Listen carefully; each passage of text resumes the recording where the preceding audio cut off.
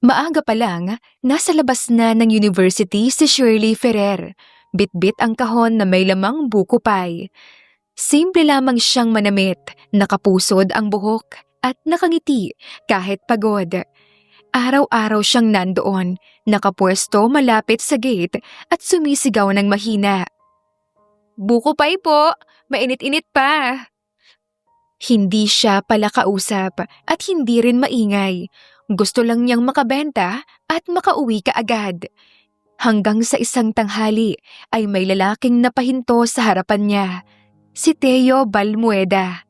Estudyante siya roon sa university kung saan si Shirley madalas na tumambay sa labas para makapaglako ng buko pie. Anak mayaman at kilala sa campus si Teo. Hindi naman siya dapat bibili kay Shirley kasi napadaan lang siya doon habang hinihintay yung driver niya. Pero nung makita niya ang angking kagandahan ng dalaga, parang may kakaibang humila sa kanya para tumigil. Simple lamang kasi ang dalaga, pero may something. Tahimik pero may dating. Kuya, buko pie. Tanong ni Shirley na walang kaalam-alam na matagal na siyang tinititigan ni Theo. Ngumisi naman ang binata. Mukha ba akong may pambili niyan? Natigilan si Shirley at tinaasan ito ng kilay. Di sana hindi ko huminto dito sa harapan ng pwesto ko. Natawa ang lalaki. Doon na siya mas lalong na-amaze kay Shirley. Hindi siya sanay na sinasagot ng ganon. Kadalasan, oo lang ang naririnig niya. Pero si Shirley, diretso kung diretso. Ang sungit mo naman. Baka panis pa yung tinda mo ah. Biro niya. Kung panis yan, di sana ikaw yung naunang sumakit ang tiyan. Sagot ni Shirley, sabay ayos ng buko pie sa kahon.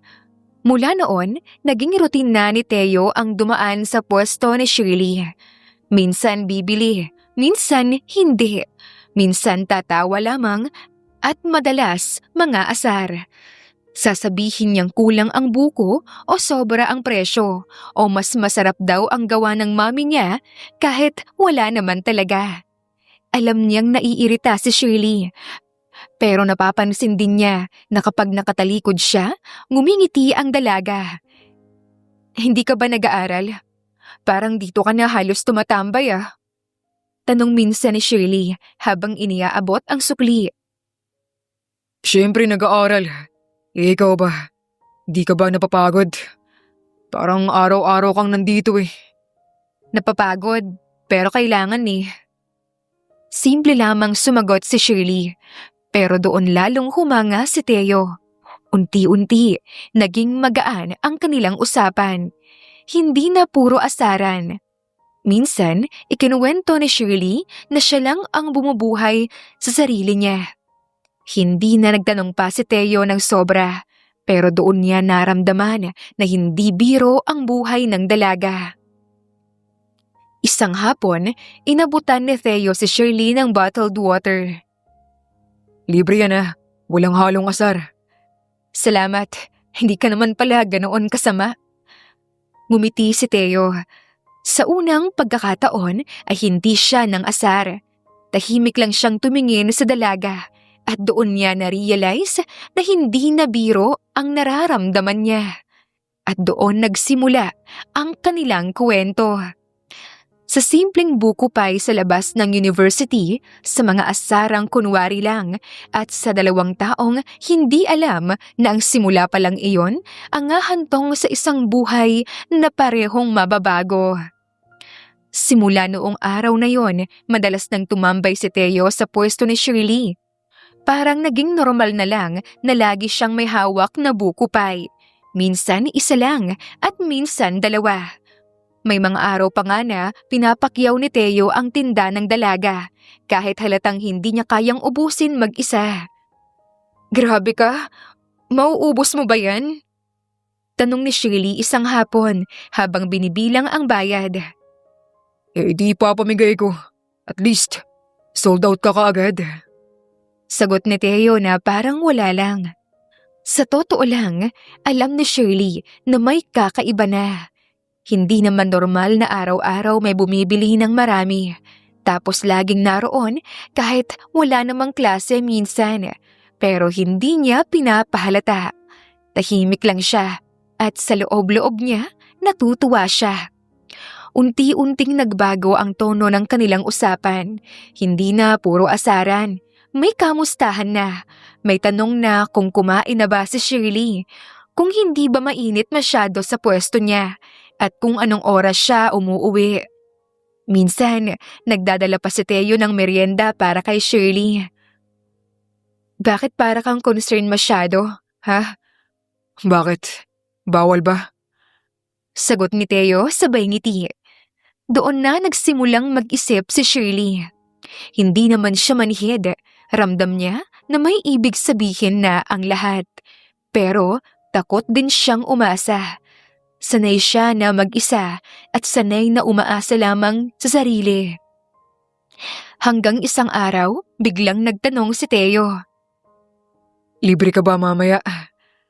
Bakit? Bakit mo naman tinatanong? Gusto sana kitang ilabas.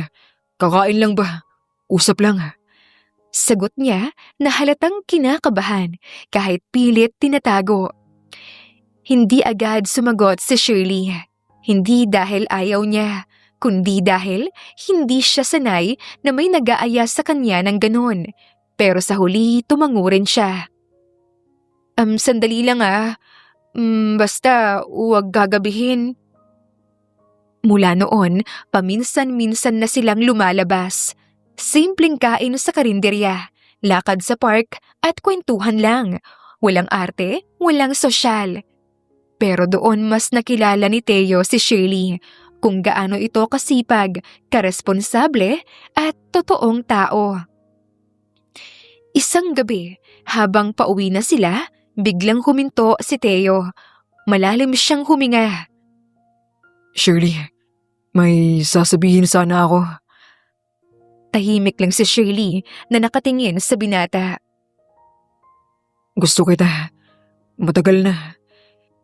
Hindi lang dahil bumibili ako sa'yo ng buko pie sa labas ng university. Talagang gusto kita, Shirley. Kinabahan si Shirley. Ramdam niya ang bilis ng tibok ng puso niya. Ilang segundo siyang natahimik bago siya nagsalita. Alam mo, matagal ko na ring nararamdaman yan. Natatakot lang akong umamin. So, gusto mo rin ako? Walang palakpakan, walang drama sa eksena, ngiti lang at simpleng saya. At sa mga oras na yon, pareho nilang alam na may bagong simula. Isang simula na hindi nila alam kung saan hahantong, pero pareho nilang handang subukan. Mas naging masaya ang mga araw nina Teo at Shirley. Mula araw-araw na kwentuhan na nauwi sa madalas na paglabas. May mga gabing sabay silang kumakain ng fishball sa kanto at may mga hapon na naglalakad lamang sila ng walang direksyon. Hindi ganoon kabongga ang mga dates, pero masaya silang dalawa. O ano, pagod ka na ba? Tanong ni Teo minsan habang magkatabi silang nakaupo sa bangketa. Konti lang, pero masaya naman ako. Promise, balang araw, hindi mo na kailangan pang magtinda. Ambisyoso ka, ano? Hindi talagang positive lang ako.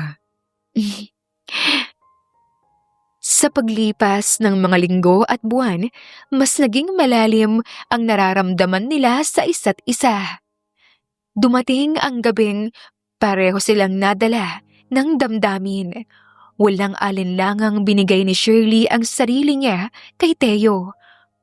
Bukas puso siyang bumigay kay Teo dahil ito ang unang lalaki sa buhay niya.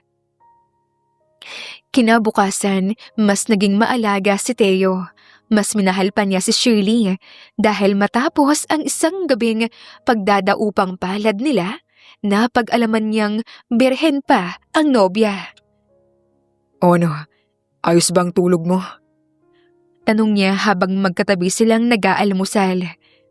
Oo naman, ikaw? Aba, mas okay pa. Sobrang saya. Ngumiti si Shirley pero halata ang hiya. Hindi ka ba nagsisisi? Hindi, mas minahal pa nga kita. Doon naisip ni Teo na gusto niya nang maging mas seryoso pa sa relasyon nila ni Shirley. Isang hapon, habang naglalakad sila pauwi, ay bigla siyang nagsalita. Shirley, gusto pa kitang makilala ng buo.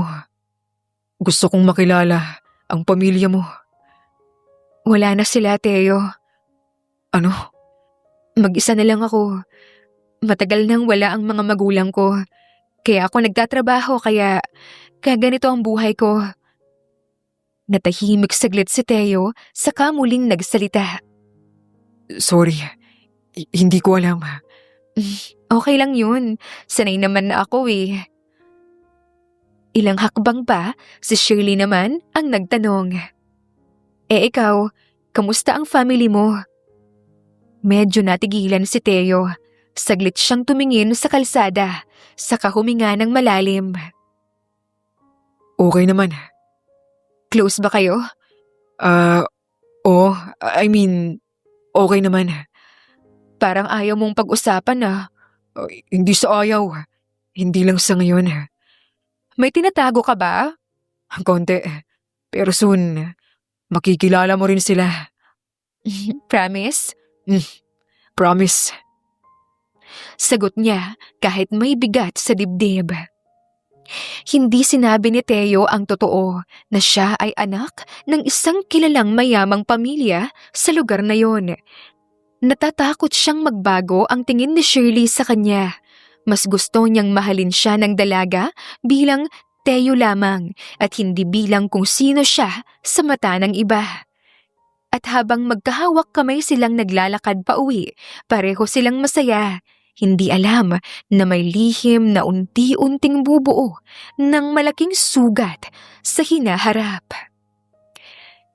Nagpatuloy ang relasyon ng dalawa na parang walang pader sa mundo. Mas naging madalas na ang kanilang pagsasama. Mas naging kampante at mas naging malapit. Hindi na sila nahihiya sa isa't isa. Kapag may mga pagkakataon, nagsisiping sila. Hindi dahil sa bugso ng damdamin lamang, kundi dahil naniniwala si Shirley na mahal siya ni Teo. Habang si Teo naman, ramdam niya na mas lalo niyang minamahal ang nobya. Ang hindi nila alam ay may mga matang nakabantay. Lingid kay Teo, matagal na pala siyang pinapabantayan ng kanyang ina. Nagtaka ang mami niya kung bakit bihira na itong umuwi at bakit parang may tinatago. Kaya inutusan nito ang isang tao para sundan si Teo at alamin kung sino ang pinagkakaabalahan ng anak. At doon ay nalaman niyang si Shirley pala ang dahilan. Isang hapon, pauwi na si Shirley mula sa pagtitinda nang biglang may itim na van ang huminto sa kanyang tabi. Hindi ba man siya nakakapag-react, may bumaba at marahang humawak sa kanyang braso. Sandali lang, miss. May kakausap lang sa'yo. Sabi ng lalaki. Bago pa siya makatanggi, napasakay na siya sa loob. Pagpasok niya sa van, nanlamig ang buo niyang katawan. Sa loob ay may isang magandang babae. Maayos ang bihis, elegante at halatang mayaman. Nasa edad 40 pataas, tuwid ang postura at matalim ang tingin. Umupo ka. Sino po kayo? Ako ang mommy ni Teo. Hindi ko na kailangan pang sabihin ang pangalan ko. Ang importante, malinaw ang pakay ko. Tumahimik si Shirley at napayuko. Layuan mo ang anak ko. Hindi ka bagay sa kanya. Mahirap ka lang. Wala kang pamilya. Wala kang pangalan. At wala kang maipagmamalaki. Ano ba ang nakita mo sa anak ko, ha? Pera? Parang sinampal si Shirley sa mga salitang iyon. Hindi po totoo yan. Mahal ko po si Teo. Huwag mo akong lukuhin. Alam ko ang mga tipo mo. Kumakapit sa mayaman para makaangat. Hindi po ako ganun. Kung may hiya ka, ay kusa kang lalayo. Hindi ko hahayaan na sirain mo ang kinabukasan ng anak ko. Alam po ba ni Teo na huwag mo nang idamay ang anak ko? Ito na ang huling beses na magkikita tayo. Tumahimik ang van at wala nang narinig pa si Shirley mula sa mami ni Teo. Ilang minuto ang lumipas bago bumukas ang pinto. Maaari ka nang bumaba. Sabi ng driver. Pagbaba ni Shirley ay umuulan na pala. Hindi niya na iyon namalayan. Umiiyak siyang naglakad palayo, basa ng ulan at luha. Mabigat ang dibdib at magulo ang isip. Hindi niya alam kung galit, sakit o hiya ang mas nangingibabaw. Sa gitna ng kalsada, huminto siya. Tulala at hawak ang dibdib. Mahal niya si Teo, pero sapat ba yun na laban sa mundong ayaw sa kanya? Matapos ang nangyari, nagpasya si Shirley na umiwas na kay Teo. Hindi naging madali ang desisyong iyon. Ilang gabi siyang hindi makatulog. Paulit-ulit na bumabalik sa isip niya ang mga salitang binitawan ng mami ni Teo. Masakit, pero alam niyang kung mananatili siya ay lalo lamang siyang masasaktan. Kaya isang umaga ay hindi na siya nagpwesto sa labas ng university. Wala roon si Shirley para abangan ni Teo. Hinintay siya ni Teo noong araw na yon. Sumunod na araw din hanggang sa sumunod pang linggo. Pero hindi na nagpakita pa si Shirley. Masakit man ay pinili ni Shirley ang lumayo. Lumipat siya ng tirahan sa mas tahimik na lugar. Maliit na paupahan lamang, pero okay na para muling magsimula. Iba na ang ruta niya at iba na ang oras ng paglabas na para niya nang binura ang lahat ng pwedeng magpaalala kay Teo. Kalilimutan ko na lang ang lahat. Paulit-ulit niyang sinasabi sa kanyang sarili. Sa bagong lugar, doon niya nakilala si Ems, ang bago niyang kapitbahay. Palangiti ito, palabiro, madaldal, kabaligtaran niya. Bagong lipat ka? Tanong ni Ems isang hapon habang naglalabas sila sa labas. Oo, ikaw? Naku, matagal na ako dito. Kaya kung may chismis dito, ako nang bahala sa'yo. Napangiti si Shirley sa unang pagkakataon matapos ang ilang araw. Kahit papano, gumaan ang kanyang pakiramdam. Lumipas ang mga linggo.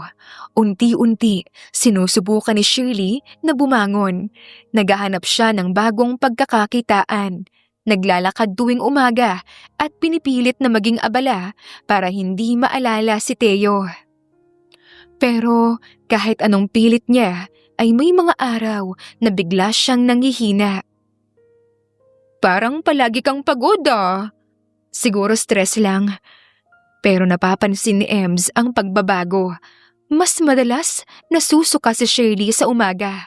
Bigla-bigla ring nahihilo. Minsan, wala sa mood kumain. Minsan naman, sobra ang gutom. Uy, buntis ka ba? Huwag kang ganyan. Pilit na tumatawang sagot ni Shirley.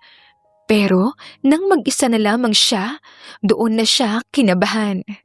Binilang niya sa isip ang mga araw, ang mga linggo, at ang mga nangyari noon. Hindi naman siguro. Isang gabi, habang mag-isa siyang nakahiga, inilagay niya ang kamay sa tiyan niya. May kakaibang kaba, pero may kakaiba ring takot.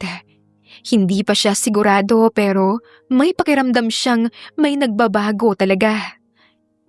Kinabukasan, muli yung napansin ni Ems. Shirley, seryoso, iba ka nitong mga nakaraang araw. Hindi lang yan pagod. Hindi ko pa alam kung ano to, pero natatakot ako. Hindi pa man malinaw sa isip ni Shirley ang totoo, isang bagay ang sigurado. Hindi lang siya ang maaapektuhan ng desisyong ginawa niya. Pero hindi na talaga nakatiis si Shirley. Ilang araw na siyang balisa, hindi mapakali at hindi mapigilan ang kaba sa dibdib. Kaya isang umaga, nilapitan niya si Ems. Samahan mo naman ako, magpapacheck up lang. Sa barangay center?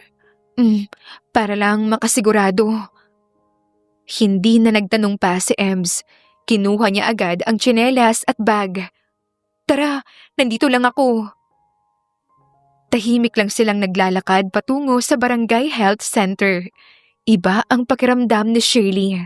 Parang ang bigat ng paa niya na parang may hinihila siyang takot. Paulit-ulit sa isip niya ang isang tanong na ayaw niyang sagutin. Paano kung totoong may laman na nga ang tiyan niya? Pagdating nila, pinaupo muna si Shirley. Pinag-fill out siya ng form ng midwife. Nanginginig ang kamay niya habang isinusulat ang pangalan niya. Ilang minuto lang, tinawag na siya sa loob. Relax ka lang normal lang kabahan, sabi ng midwife. Habang chine-check up siya, tumango naman si Shirley pero halos hindi siya makahinga. Nakatingin lang siya sa kisame at pinipigilan ang sariling umiyak. Ilang sandali pa, ngumiti ang midwife. Isang ngiting malinaw, diretsyo at walang paligoy-ligoy. Congrats! Magkaka-baby ka na! Parang may biglang huminto sa mundo ni Shirley. Ha? Positive ka. Mga ilang linggo na rin yan. Biglang nanghina ang katawan ng dalaga. Napaupo siya ng mabigat. Hawak ang gilid ng upuan. Parang gusto niyang mahimatay. Lahat ng tunog sa paligid niya parang huminto. Nagdadalang tao siya. Paglabas niya ng kwarto, nakita agad siya ni Ems. Anong sabi? Hindi agad nakasagot ang dalaga. Namumula ang mata niya at nanginginig ang labi. Ems, Hoy Shirley, ano?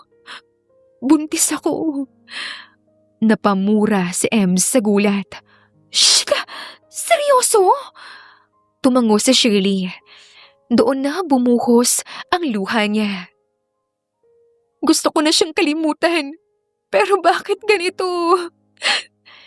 Agad na yumakap si Ems sa kanya. Kahit wala itong kaide-ideya kung sino ang tinutukoy ni Shirley. Okay lang yan. Hayaan mo na siya kung sino man yung tatay ng baby mo. Andito naman ako. Pero sa loob-loob ni Shirley, gulong-gulo siya.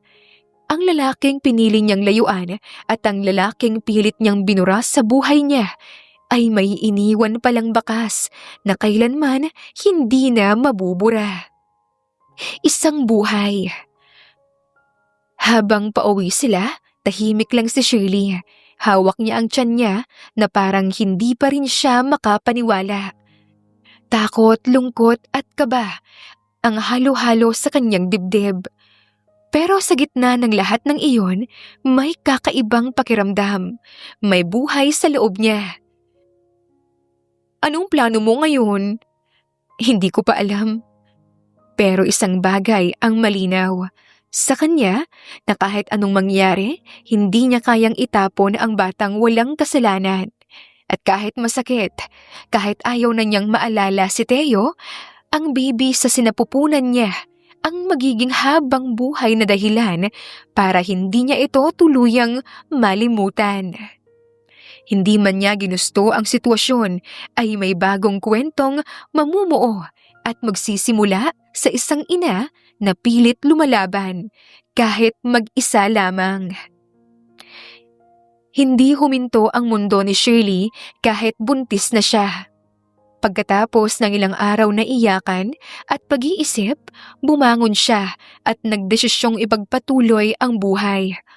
Wala siyang oras na sinayang para magpakalunod sa lungkot. May responsibilidad na siyang mas mabigat kesa sa sarili niya. Bumalik siya sa pagtitinda ng buko pie, hindi na sa labas ng university dahil ayaw niya nang maalala pa ang lugar na yon. Sa palengke na siya pumwesto, sa tabi ng terminal kung saan maraming dumaraan. Maaga siyang gumigising, kahit nahihilo minsan at kahit masakit ang likod niya. "Kunti na lang, kaya mo yan." Bulong niya sa sarili habang inaayos ang paninda. Mahirap. May mga araw na halos wala siyang benta.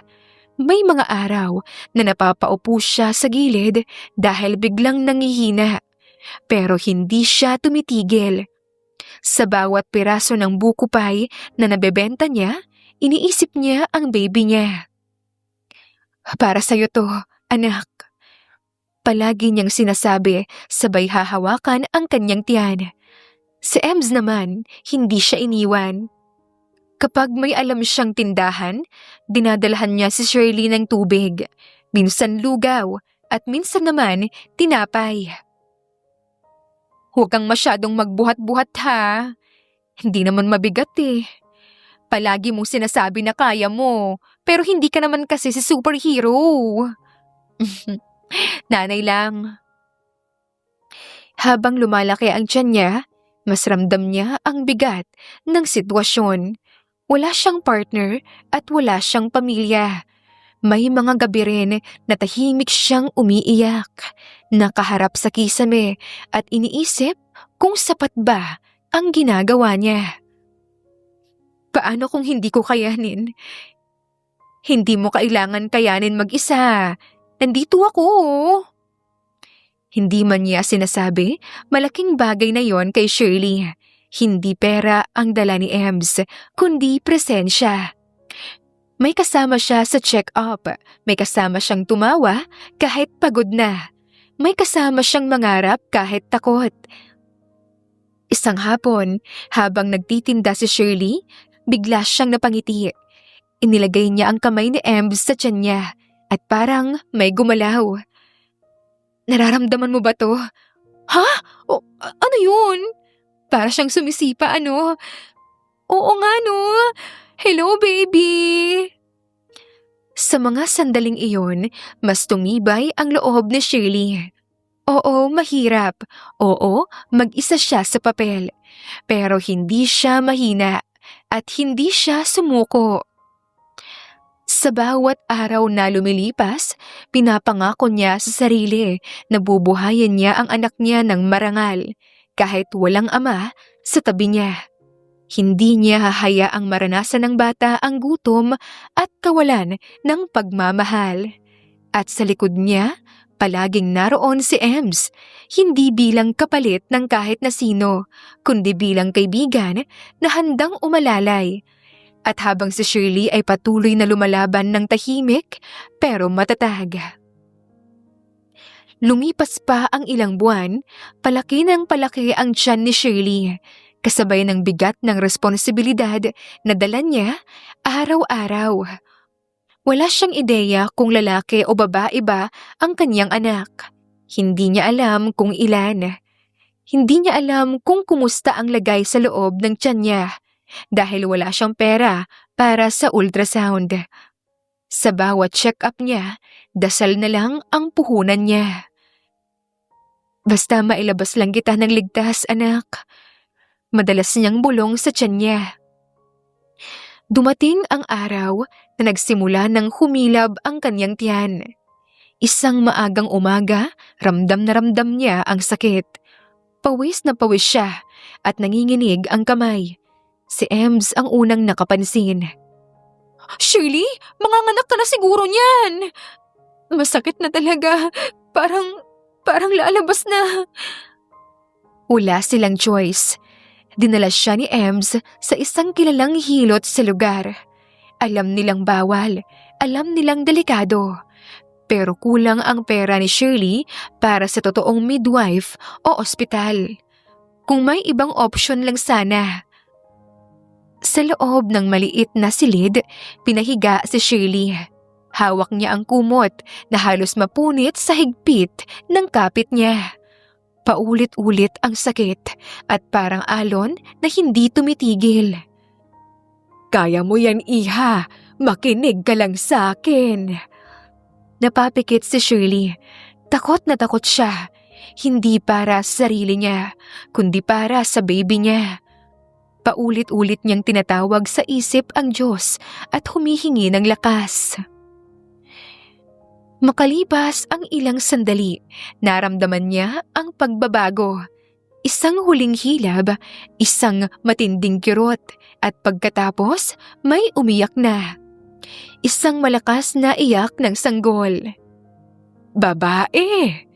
sabi ng hilot, sabay abot sa isang maliit at basang-basang sanggol. Parang tumigil ang mundo ni Shirley. Umiiyak siya habang yakap ang baby. "Anak ko, ang ganda mo." Sa kabila ng pagod at sakit, may kakaibang saya sa kanyang dibdib. Akala niya tapos na. Akala niya okay na ang lahat. Pero ilang minuto lang ang lumipas, muling humilab ang kanyang tiyan. Napapasigaw na siya sa sobrang sakit. "Sandali, nahilab pa ba?" "Opo, at ang sakit pa po." Bumalik ang sakit. Mas mabilis at mas mabigat. Napahawak siya sa tiyan niya, nagulat at takot.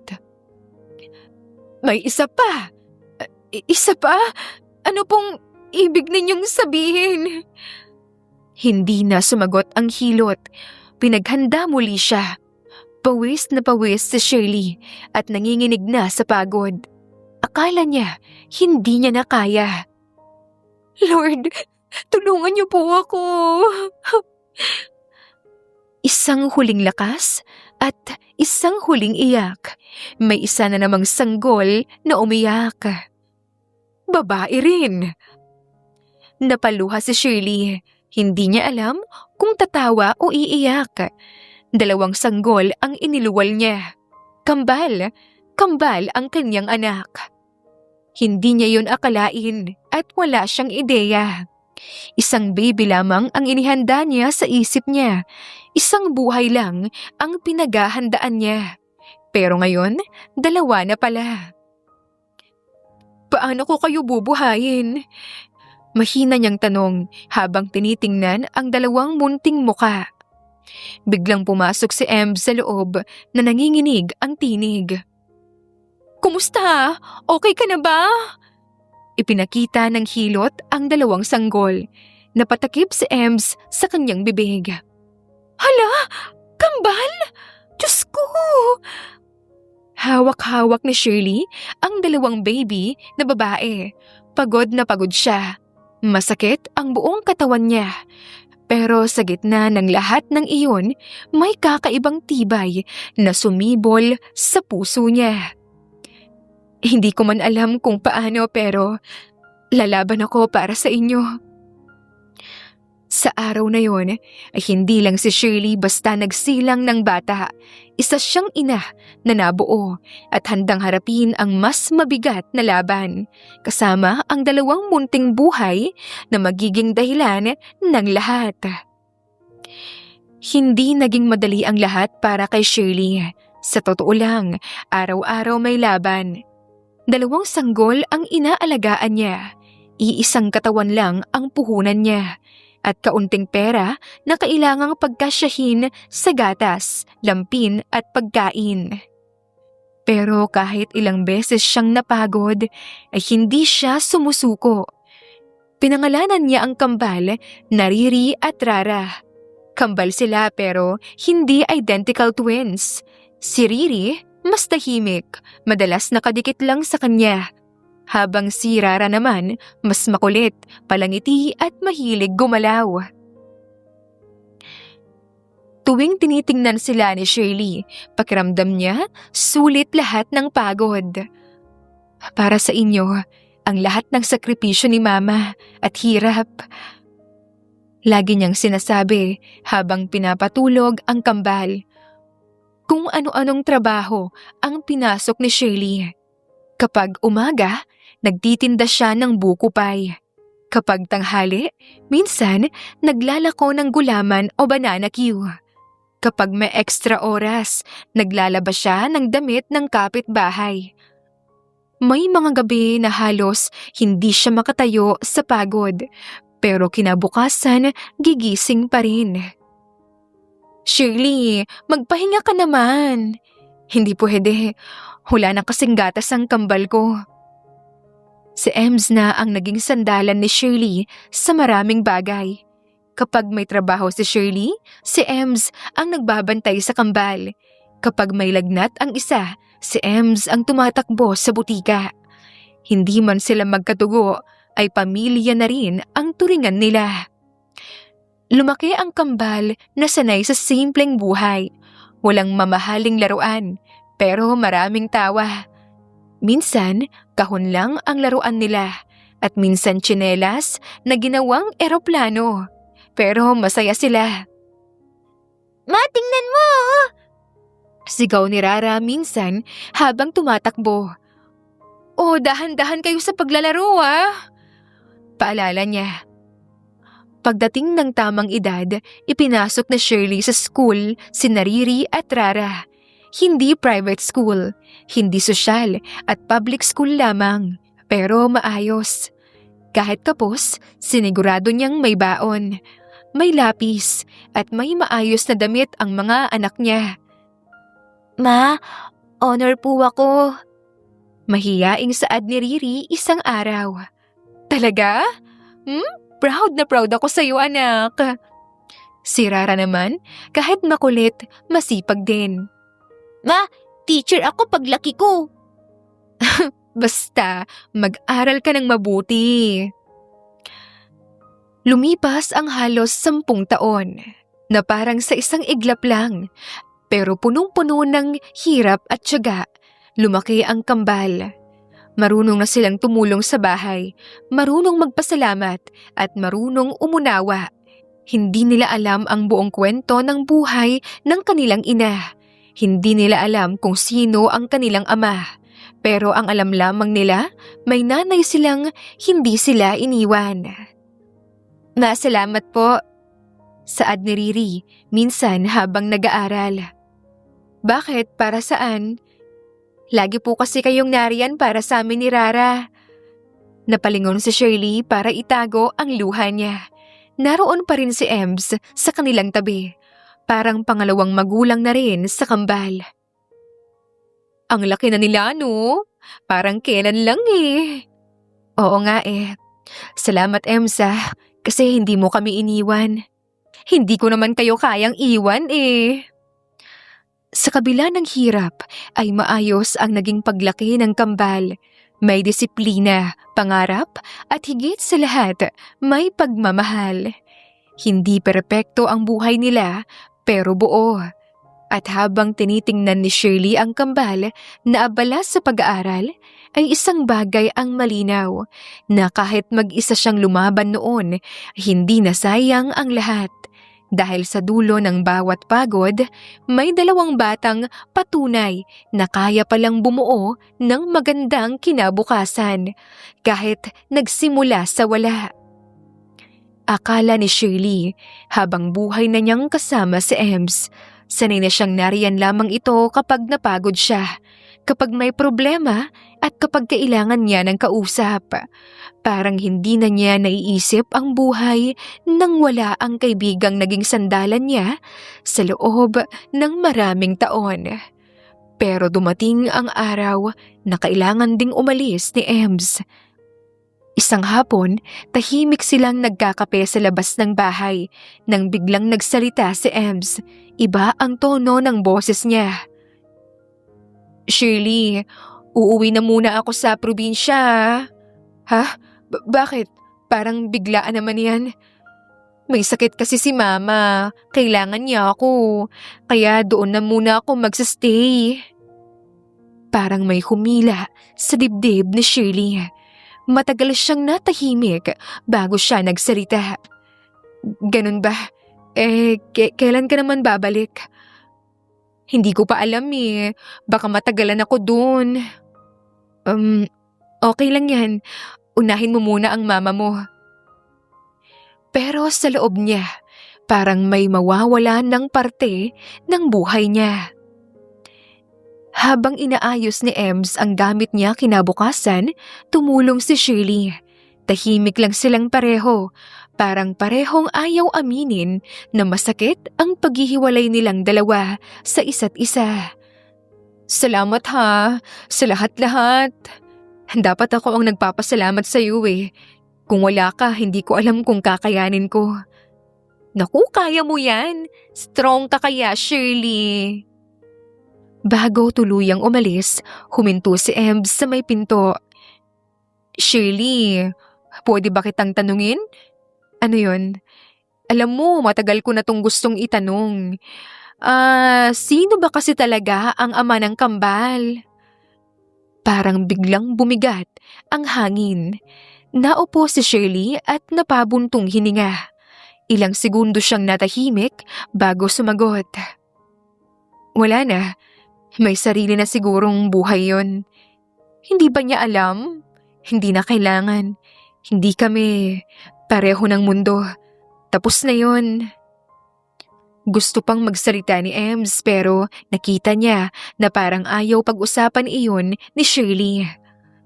Okay, kung yan ang gusto mo. Nagyakapan sila ng mahigpit. Wala nang salita at walang pangako kung kailan muling magkikita.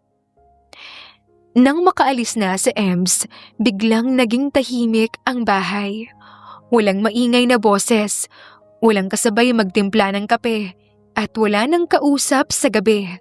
Si Shirley na lamang kasama ang kanyang kambal. Kinahapunan, dumating na ang kambal, galing sa eskwela. Masaya at walang alam sa bigat ng nararamdaman niya. Hinanap nila si Tita Ems nila pero maayos namang pinaliwanag iyon ni Shirley. Kaya ko to. Pero sa gabi, nang patay na ang ilaw at tulog na ang kambal, doon na siya napaupo sa gilid ng kama. Doon niya naramdaman ang bigat ng pagiging mag-isa. Wala na si Ems, wala na ang kaibigang naging sandalan niya sa loob ng matagal na panahon. Mag-isa na naman siya. Pero kahit ganun, pinilit niyang tumayo. Kinabukasan, may 2 anak naman siyang umaasa sa kanya. Kaya kahit mas mahirap ngayon, hindi siya pwedeng sumuko. At sa isang sulok ng puso niya, may isang pangalan na matagal na niyang itinago. Isang kwentong piniling hindi balikan at isang mundong piniling layuan. Kahit alam niyang balang araw, babalik at babalik din ang nakaraan. Pag-alis ni Ems, doon tuluyang nagsimula ang pinakamabigat na laban ni Shirley. Sa una, pilit pa siyang lumalaban, kahit mag-isa na, kahit nahihilo at kahit inuubo, sinusubukan pa rin niyang magtinda. Pero hindi nagtagal, bumigay ang kaniyang katawan. Nilagnat siya ng mataas at halos hindi na makabangon sa higaan. Dahil doon, hindi na siya nakapagtinda. Walang kita at walang ipon. At unti-unting naubos ang kaunting pera na meron sila. Napahinto sa pag-aaral ang kambal na sina Riri at Rara.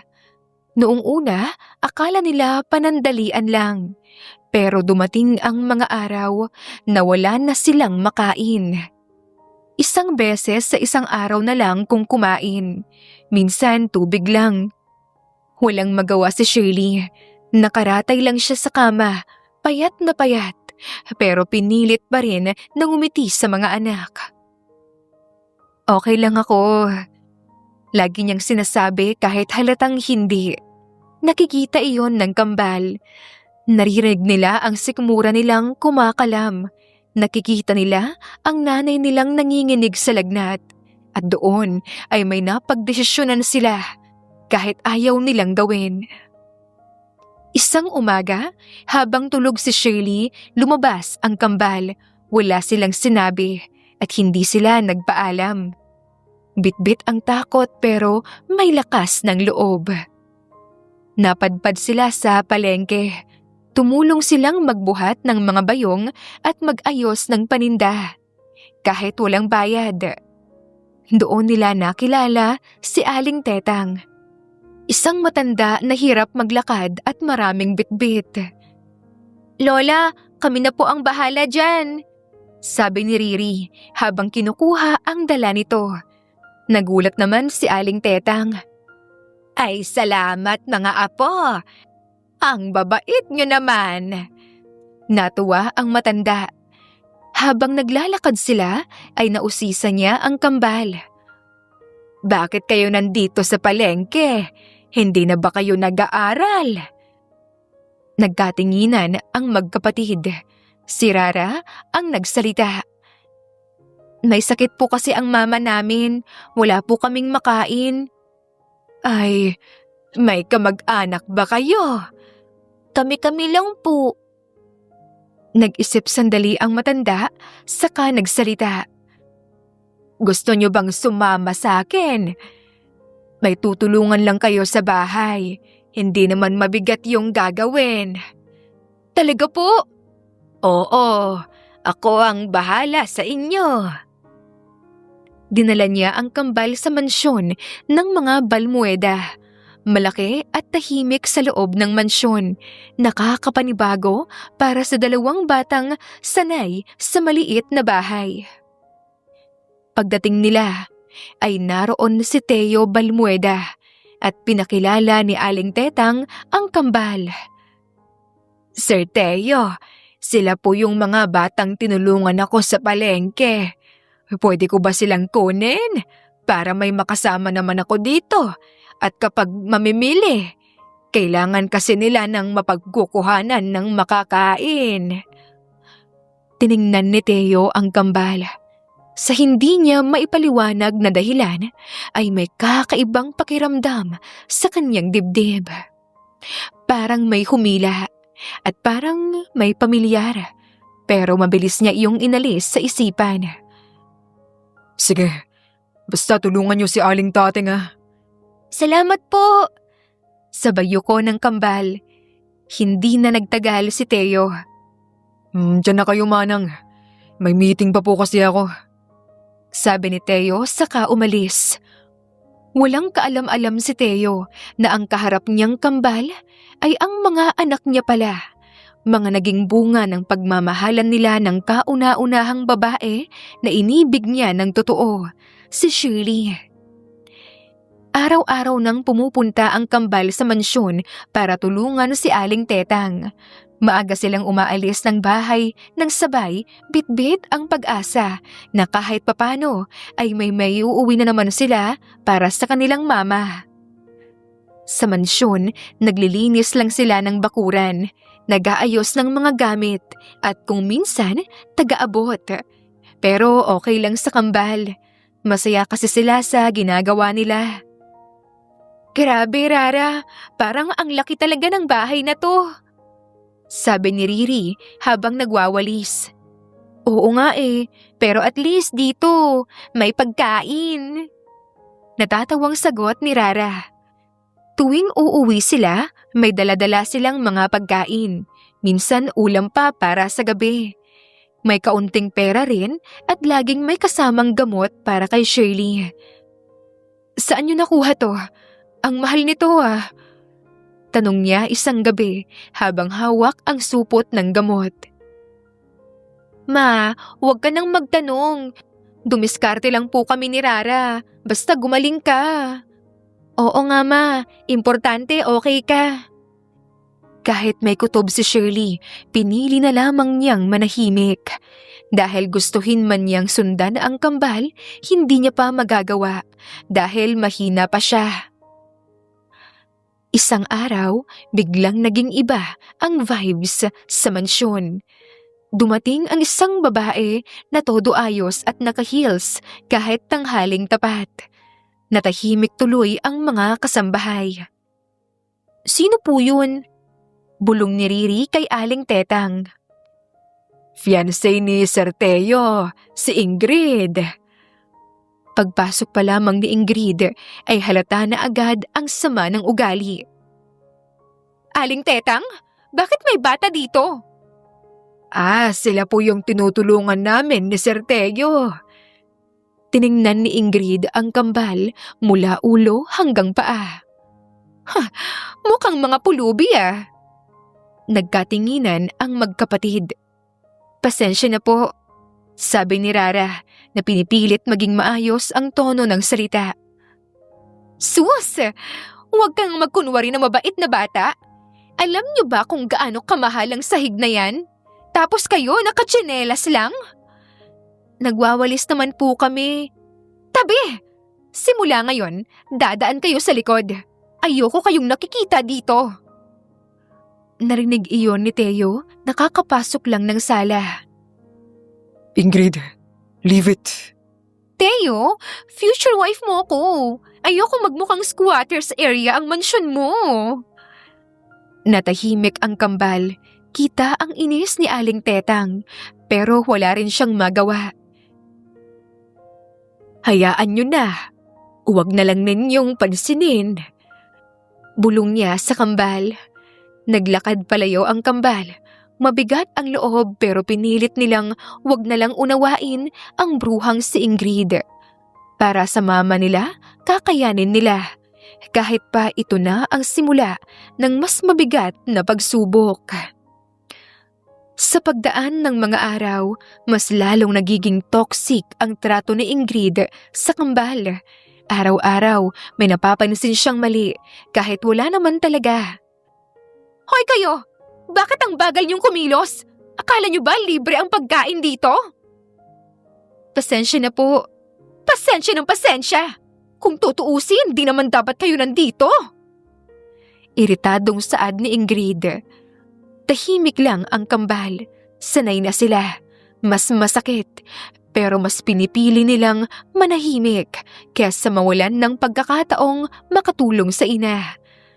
Lalo pang uminit ang ulo ni Ingrid nang mapansin niyang madalas nang nasa mansyon si Teo. Wala na ito palagi sa office. Minsan, uupo lang sa sala, minsan sa hardin, at doon madalas nitong makita ang kambal. Sir Teo, okay lang po ba kayo? Baka may kailangan po kayo. Sabihin lang po ninyo. Tanong ni Riri isang hapon habang nagdidilig ng halaman. Okay lang ako. Anong pangalan mo ulit? Riri po, siya po si Rara. Magkambal kayo, ano? Opo, pareho kaming makulit. So, ilang taon na kayo? 10 po. Bakit hindi kayo nag-aaral? Nagkatinginan ang kambal. Tumigil po muna kami. May inaasikaso lang po sa bahay. Nasaan ang magulang nyo? Nasa bahay lang po. Napatingin si Teo sa kanila na parang meron pang gustong itanong pero pinigilan niya ang sarili. Ganun ba? Sa malayo naman, nakatingin pala si Ingrid. Kita sa mukha niya ang pagkainis. Teo, bakit mo kinakausap ang mga yan? Mga bata lang sila. Wala namang masama ron. May masama. Masasanay ang mga yan. Later on, aabusuhin ka nila. Hindi na sumagot si Teo. Pero simula noon, mas lalo niyang napapansin ang kambal. Kung gaano sila kasipag, karespeto, at parang may kakaibang pakiramdam tuwing kausap niya sila.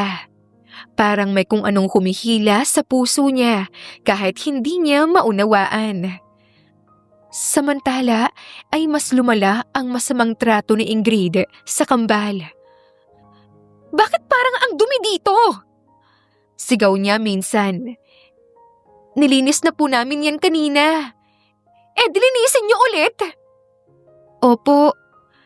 May isang beses pang sinadya niyang ipahawak sa kambal ang mabibigat na kahon. Para matuto kayo. Ang bigat po. Nag-iinarte ba kayo? Kung ayaw ninyo, umalis na kayo dito. Pero hindi sila umalis.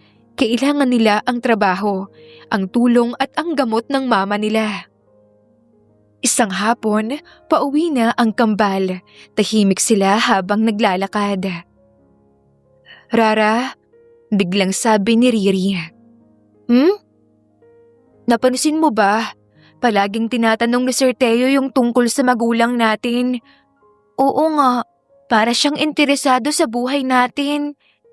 Alam mo, napaisip tuloy ako. Nasaan nga ba talaga si Mama? Oo nga no, kahit kailan hindi pa natin natanong si Mama.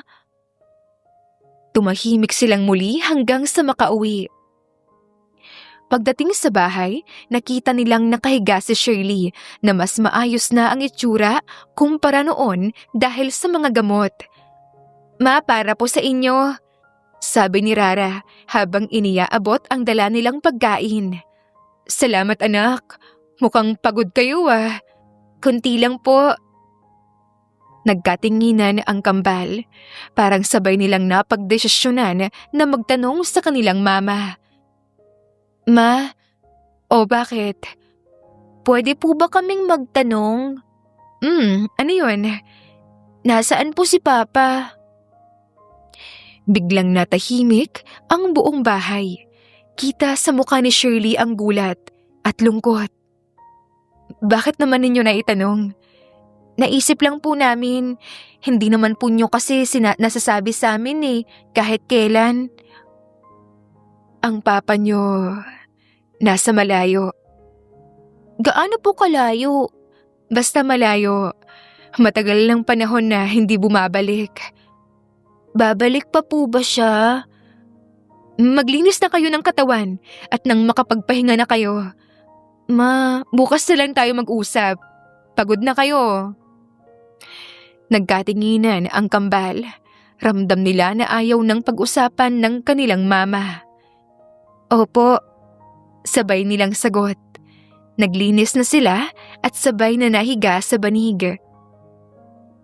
Tahimik ang gabi pero gising ang isip ng kambal. Rara, feeling mo ba may tinatago si Mama?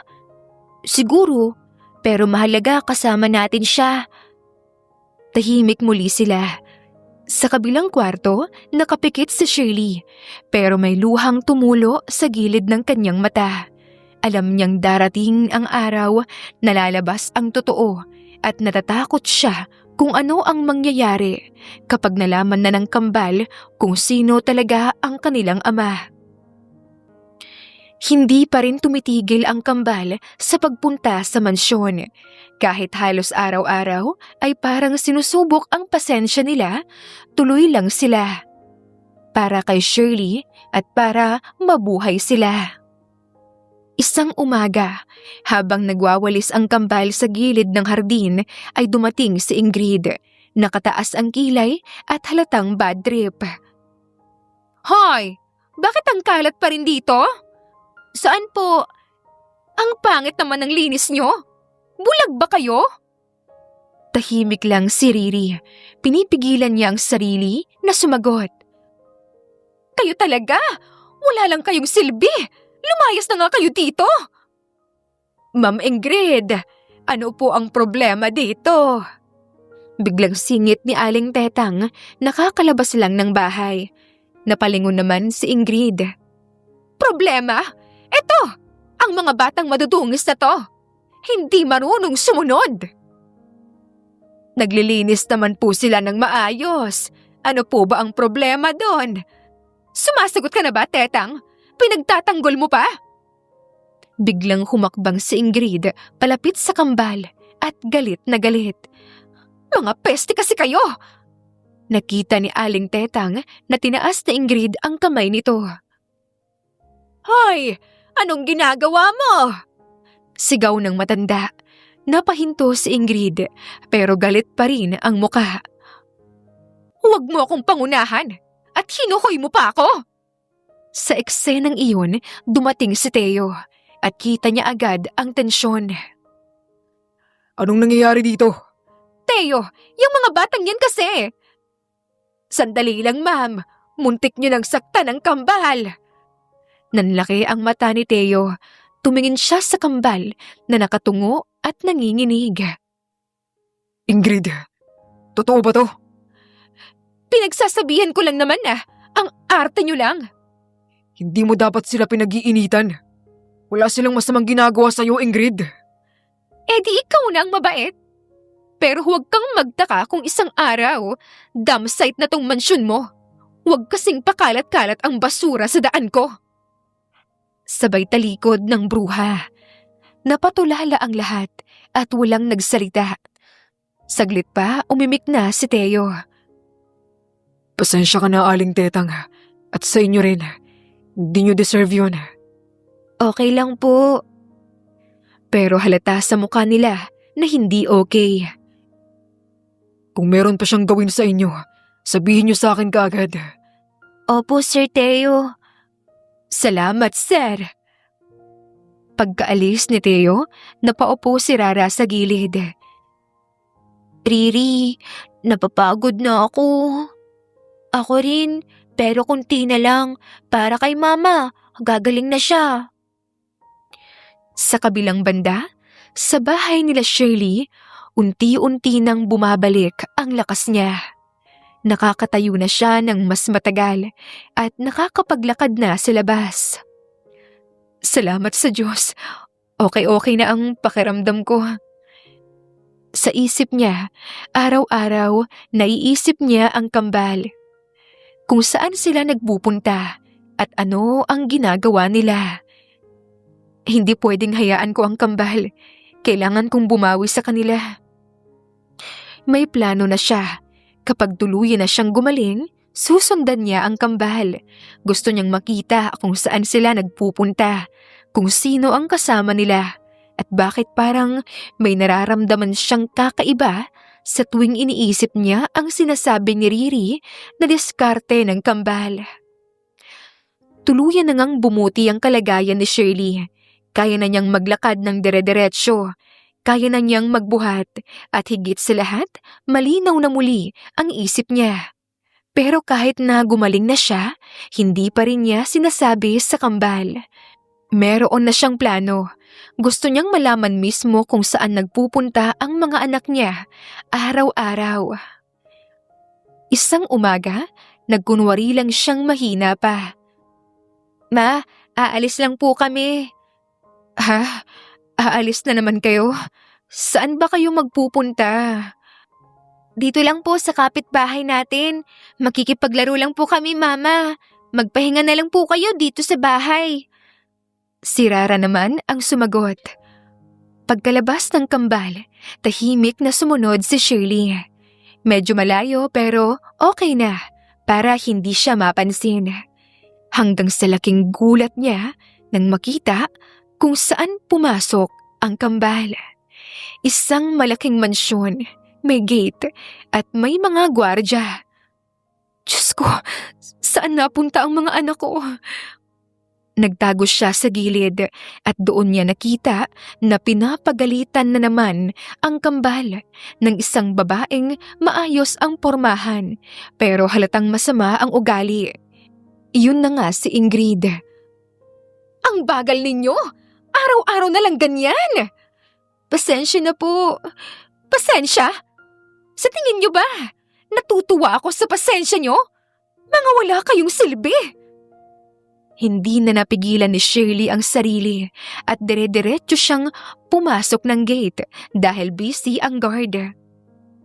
Hoy! Nagulat ang lahat. Sumugod si Shirley papasok ng gate. Anong problema mo sa mga anak ko? Napalingon si Ingrid. At sino ka? Ako ang nanay nila. At wala kang karapatan na sigawan sila. Nanay? Talaga ba? Eh bakit hinahayaan mong magtrabaho ang mga anak mo? Ano kang klaseng ina? Wala kang alam sa buhay namin. Ikaw ang walang puso. Kung may silbi kang ina, hindi mo sila hahayaan na magpakalat-kalat dito. Hindi na nakapag-isip si Shirley. Hinila niya ang buhok ni Ingrid. Huwag mong insultuhin ang pagiging ina ko. Nababaliw ka na ba? Bakit mo ba ako sinasabunutan? Sigaw ni Ingrid habang inaalis ang kamay ni Shirley sa buhok niya. Mama, tama na po! Nagkagulo ang paligid at ang mga kasambahay ay nagulat. Si Aling Tetang din ay napasigaw. Ay, anong nangyayari dito? At doon ay biglang dumating si Teo. Anong... Napatingin siya kay Shirley, kaya bigla siyang natigilan. Parang bumalik ang nakaraan. Shirley?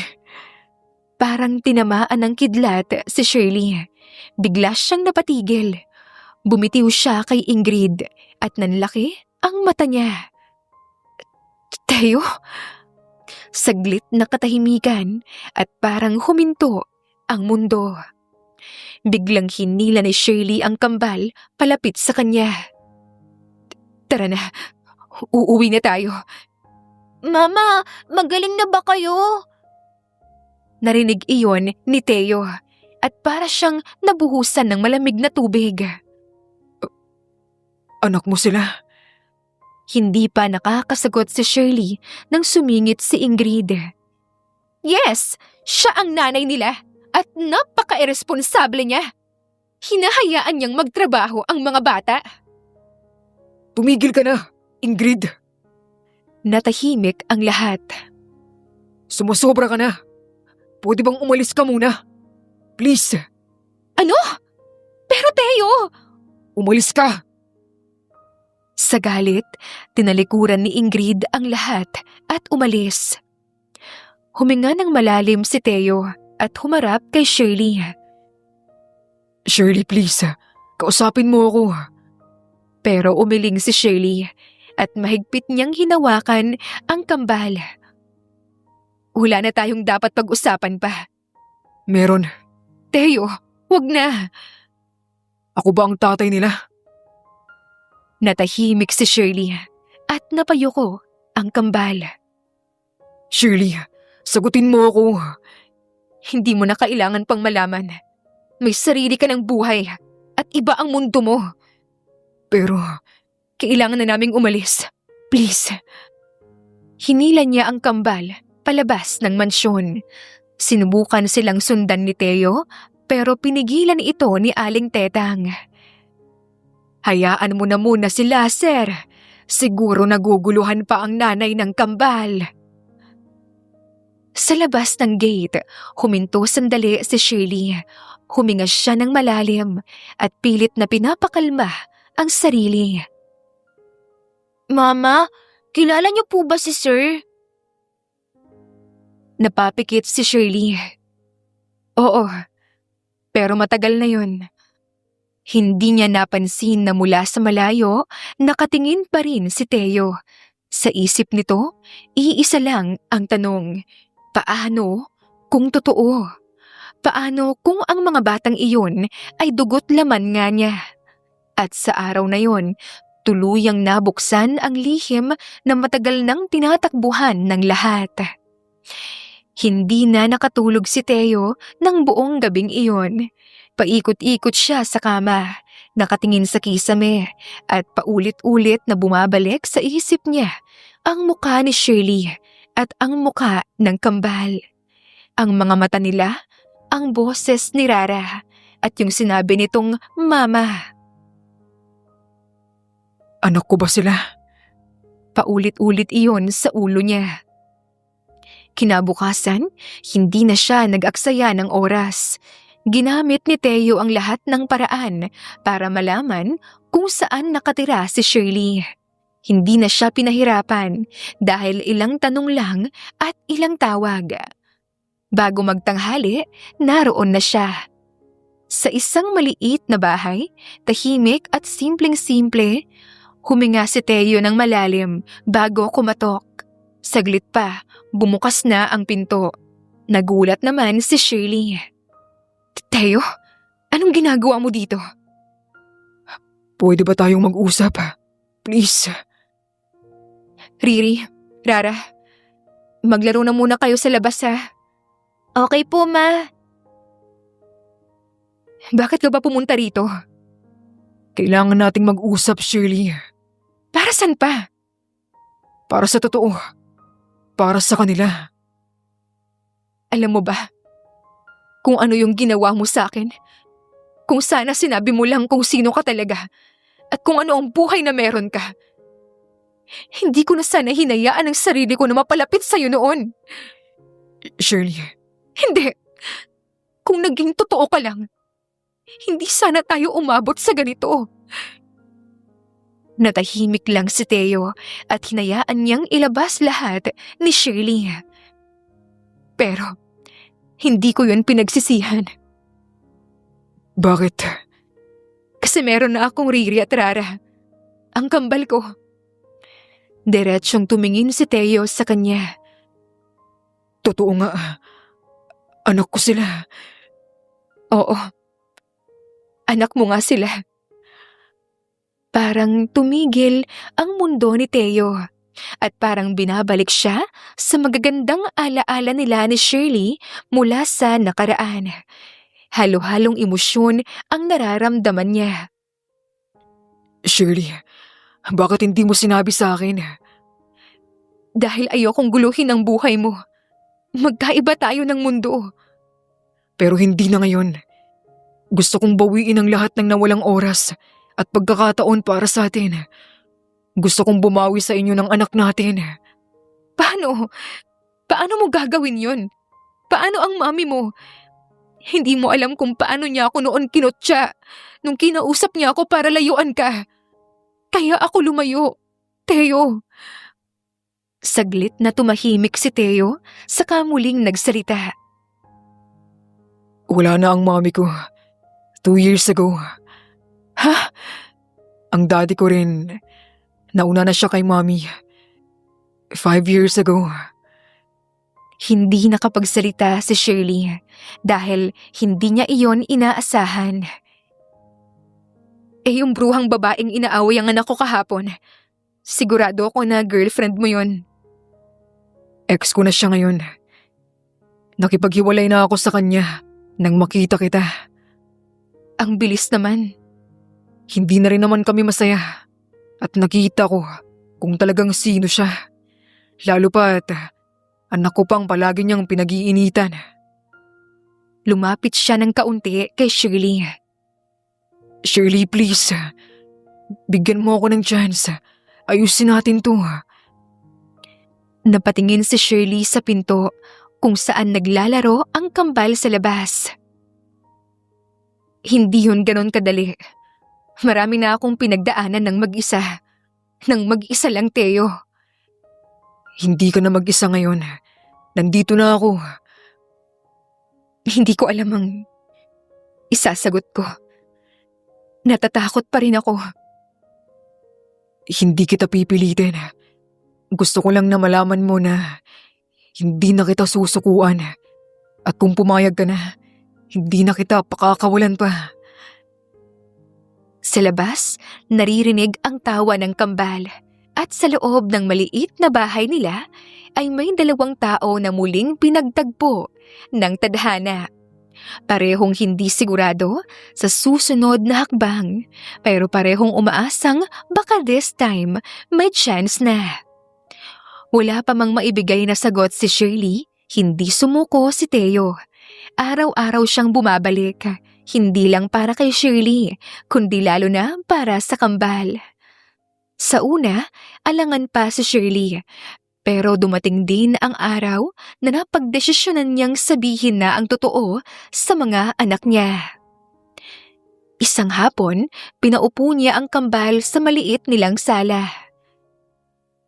Riri, Rara, may sasabihin si Mama.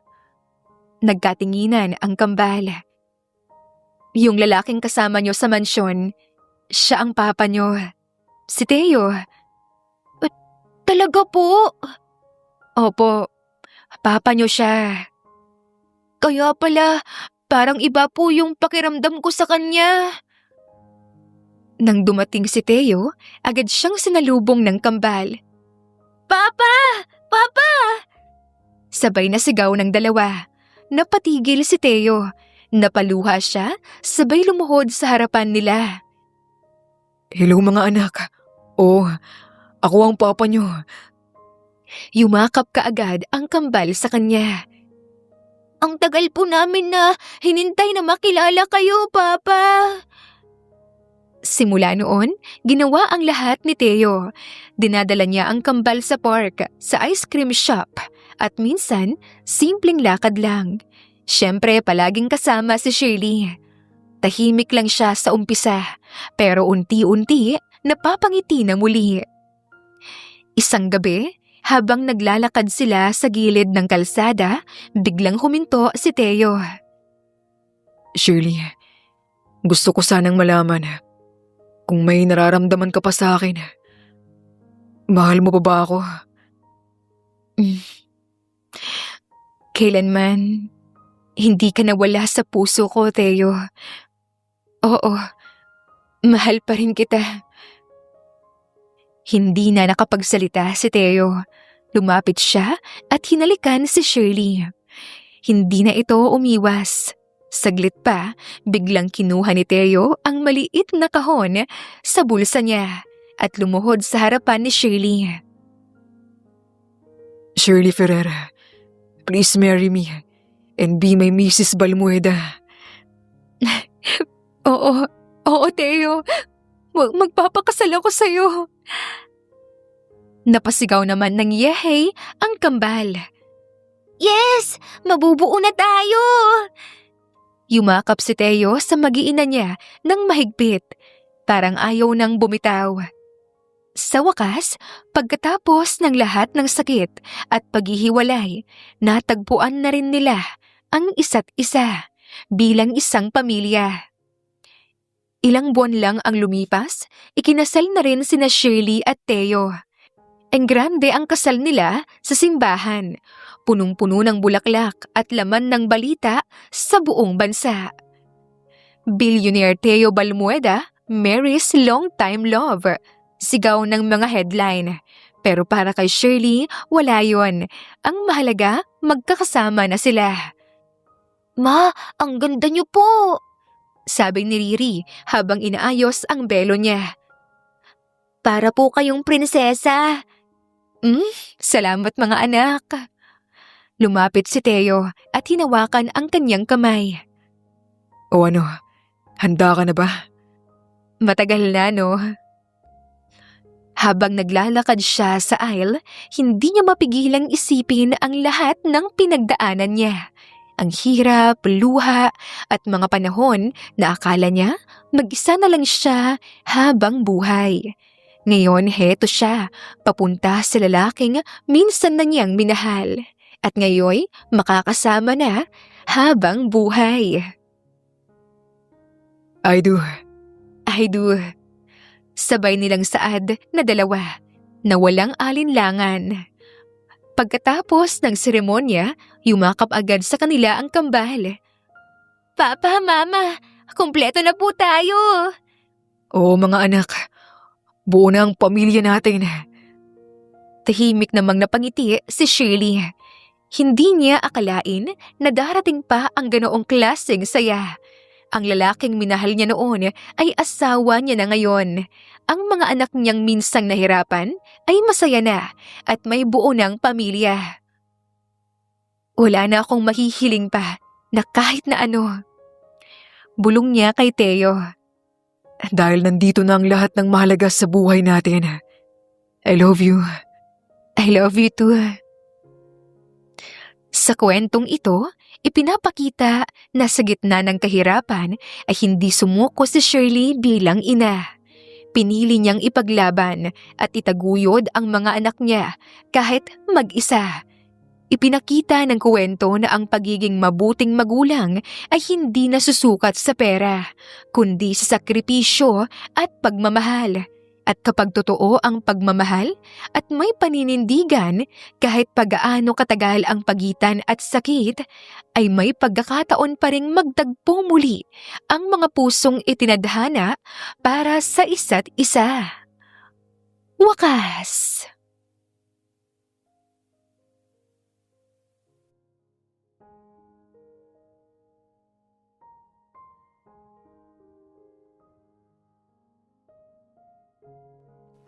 Presbyteros Rose, Maria Evangelista, Eli Evangelista Anderson, Marisa de los Reyes of Saudi Arabia, Conchita Alos Rage, Ana Flor Saico, Christian Fidelino, Judith Castro, Beth Sardina, Jelly Tampos, Fatma Mansul, Senenor Zame, Flor Cabrera of Santa Rosa Laguna, Liliano Bebe, Ostonalito Elvi Candontol, Ellie, Romana Gorospe, Marilyn Sasaki of Japan, Flordet, Elizabeth Tena, Rad TV of Hong Kong, Jean the Best of UK, Nizar Sams, Annie Hoson, Ellie Bitasolo, Marilyn San Jose, Imelda Fortes of Calamba City, Violeta Irgarin of Kamsur, Flordet, Jessica Vargas, Jingjing, Rosa Franca Abelian of Cebu, Wendy Goth of Japan, Teresita Schmid, Theodora Gamit, Rebecca Tezuka of Japan, Nori, Baylin, Margie Angon of Maragondon, Batang Ibunan, Marilu Gulmatiko, Leda Dapito, Geraldine Ana Victoria Linley of Macau, Marites Nitura, Reynante Salamanya, Pasita Eliazar, Jingjing Nazareno, Gina Monge, Rosemary Vasquez, Mercy Villantes, Freda Reyes, Teresita Loida Gabas, Christian Fidelino, Ellie, Wilma Dargantes, Teresita de los Santos, Teodora Gamit, Rosemary, Romana, Leonisa, Kidim, Jean Debes, Eddie Codillian of Winnipeg, Canada, Flor, Ellie, Emily, Elila, Merlin, Leonisa Azotes, M. Season Vlog, Princess Rocker, Emma Gura,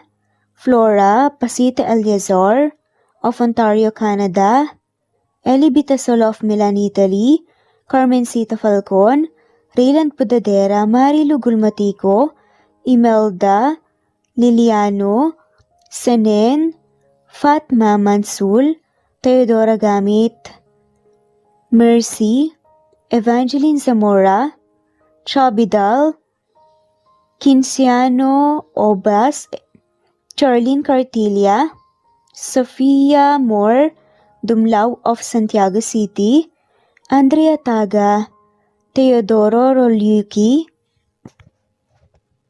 Ligaya Calvo, Maria Teresa Rosendo Corpin, Ida Rojas, Stephanie Arroyo, Kidim, Bonifacio Quinzon, D. Naitan Canada, Erlenda Heronda of Matanao, Davao del Sur, Leonila Perea of Concepcion Nay, Cavite, Elsa Opiane, Presbiteros Fenavares, Ederlina Albiso, Lorna Ayman, Rosemary Vasquez, Leonisa Azotes, Irish de la Peña, Marilyn San Jose, Eli Bitasolo, Senen, Catherine Lacinario, Ronilio, Marisa de los Reyes, Eddie Codillian of Canada, Jean the Best of UK, Teresita, Rebecca Tezuka of Kawasaki, Flora Fes Parung of Batangas City, Ruby Corazon Riera, Elvi Candontol, Naitan Canada, Wilma Dargantes, Annie Hoson,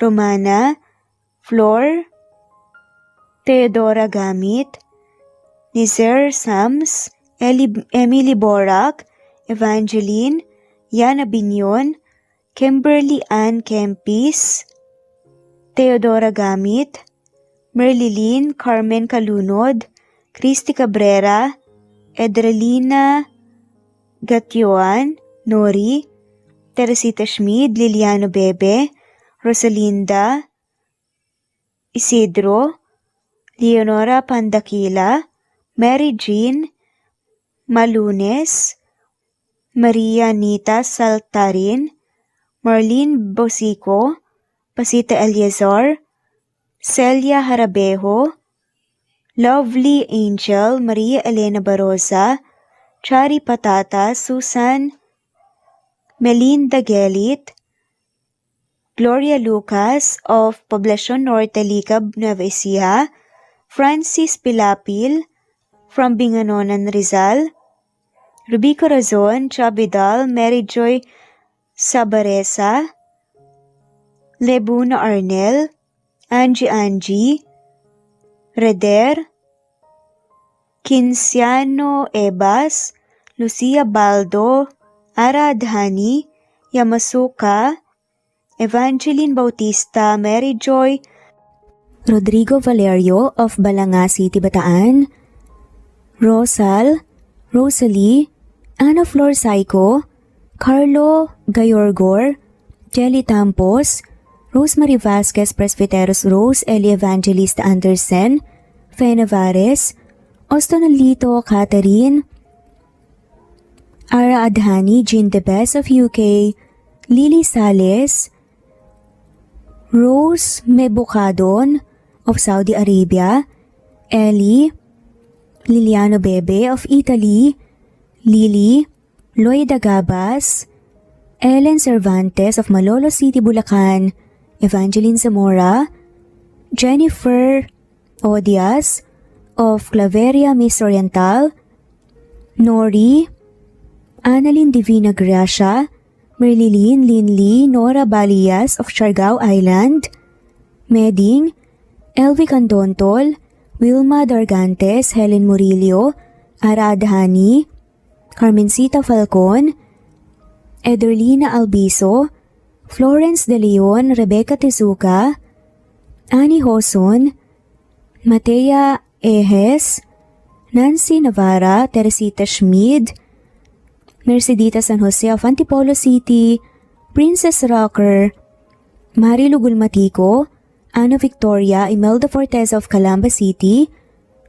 Jan Lulete, Batang Ibunan, Pinay, Elsa Kimura, Fatima, Eli Ramirez of Caloocan, Liliano, Saida, Flordet, Helen Murillo, Jelly Tampos, Senen Orzame, Elaila, Leonisa Azotes of Bacolod City, Pasita Eliazar, Romana Gorospe, Flor Cabrera of Laguna, Carmencita Falcon, Ronilio, Conchita Alcos, Rosemary Vasquez, Eli Bitasolo of Milan, Italy, Marilyn San Jose, Fe Navares, Annie Hoson, Evangeline Zamora, Imelda Taay, Charlene Cartilia, Julieta Hermosura, Elvi Candontol, Teresita Schmid,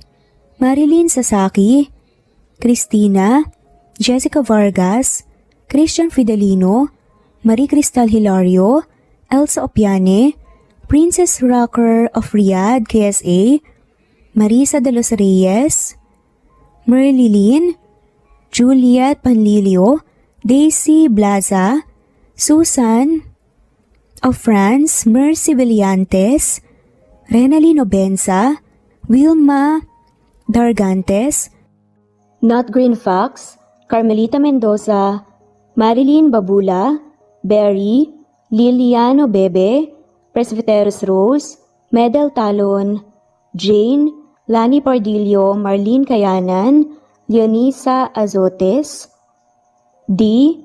Marie Ramos, Araceli Lilio Saria, Miras Channel, Raquel Epe, Gina Tutor, Jane Hartley, Sunshine Sotalbo, Maricel Cabigon, Merlin Baroza, Gina Marayo, Merlin Rodel Obejero, Hans, Cecilia Comoda, Tahani Vlog, Merlin, Kuya Atok, Maria Merly Brogada, Marilu Cabantak, Filipina, Eileen, Mercedita San Jose, Lovina Galang, Lilian, Teresita de Jesus, Monina Aviles, Yula Pedrona, Romana Gorospe, Rosemary Vasquez, Marley Lazaraga, Leonisa Azotes, Jocelyn Tancinco, Estelita Mahia, Ding Lege,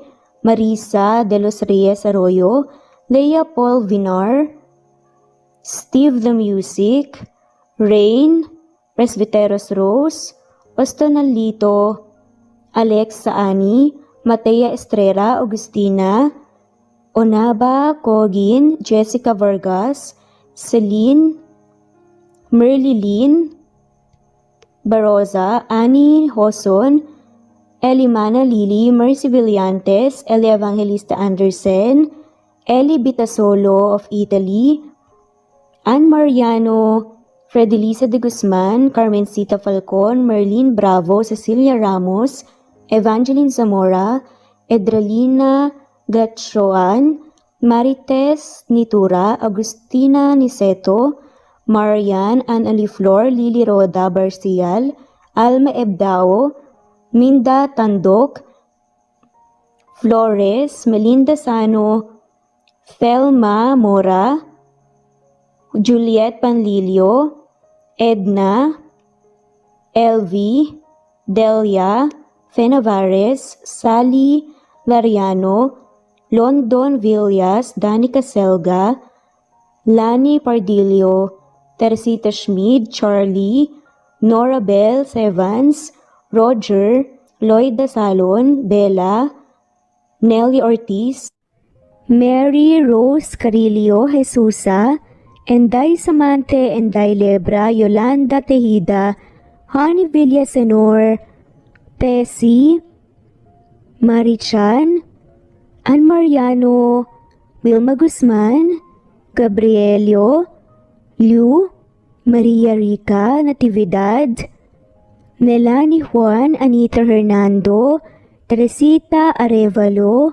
Raquel Magno, Carmencita Falcon, Flordet, Nat Greenfax, Luz Templo Nuevo, Teresita Schmid, Flor Cabrera, Virginia Salazar, Luz Templo Nuevo, Leia, Madeline Tagle, Wilma Villafuerte, Isaac Ablon, Menchita de Belen, Federico, Mercy Edrosolo, Fe, Adamson Machas, Quinshano Ebas, Eli Ramirez Elizabeth Gilas, Harem Ruhi, Julius Edna Romero, Charlie Angelina Samia, Emma Gadiano, Rosemary Vasquez, Lisa, Estelita Mahia, Elvi Candontol, Corazon Danke of University of Eastern Philippines University,